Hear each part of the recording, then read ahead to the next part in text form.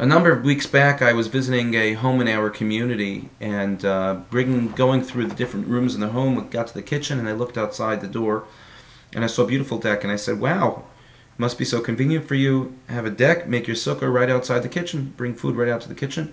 Perfect." And I thought back to myself, back in my childhood in Bensonhurst, Brooklyn, where we had our sukkah right outside, and not outside the kitchen, but we had it in a backyard in our grass. And we had to walk outside onto the back porch and then down the stairs and then into the grass and then into the sukkah. Here it was much more convenient. You just went right onto the deck and boom, there was your sukkah. So they said, "Actually, no, we make our sukkah in the front yard."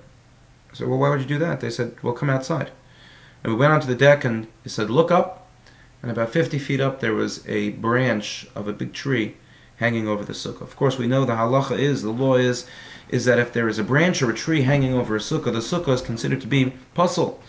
It's not a sukkah in which one could fulfill their mitzvah of sitting in the sukkah. Why is that the case? After all, Sukkos is a holiday of nature. We're outside, out of our homes. We sit in the sukkah, whether it's sunny, whether it's cloudy, not when it's raining, but whether it's freezing cold or whether it's boiling hot. There are places where they even put air conditioners in sukkahs. So we become in touch with nature. Sukkot is a holiday in which we take we take nature in our hands. The lulav, the esrog, hadassim, and aravos, the four species. Why is it that a tree, which is a part of nature, would seem to be something that would make a sukkah puzzle, make a sukkah invalid? It seems that the tree, part of nature, becomes an impediment to the mitzvah. So the Divrei Shaul responds to this question and says as follows: the yesod, the foundation of the mitzvah of sukkah, is that of bitachon, is that of faith. We take ourselves outside the comfort of our homes, outside the security of our homes, and we put faith in God that we are going to be protected by the sukkah. And the tzeil, the shade of the sukkah that we have on the schach, really represents the shade that Hashem gives us in our lives and that He protects us in our lives. When it comes to difficult and taxing moments, we look to Hashem, we look to God, and we say, "God, where are you? God, please help me. God, please protect me."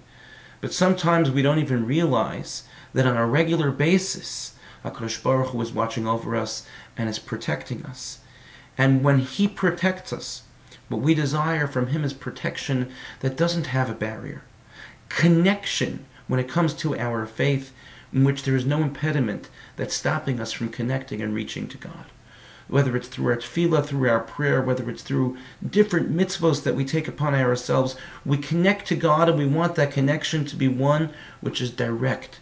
And so anything that's in the way, even if it's a tree of nature, represents a separation, a division between us and HaKadosh Baruch Hu. The mitzvah of Sukkah allows us to be sitting under God's clouds of glory, to recognize that He is with us at every point in our lives, during good times and during difficult times. And when we sit in the sukkah on this Yom Tov Sukkos, let us look back at those moments. Let us strive to see God's hand in our lives, and let us hope for the future, that when it comes to all of our various moments of highs and lows throughout life, that we sit underneath the schach, the tzeil, the shade of HaKadosh Baruch Hu directly, without any impediments or barriers with our connection. Thank you for listening, and a Chag Sameach.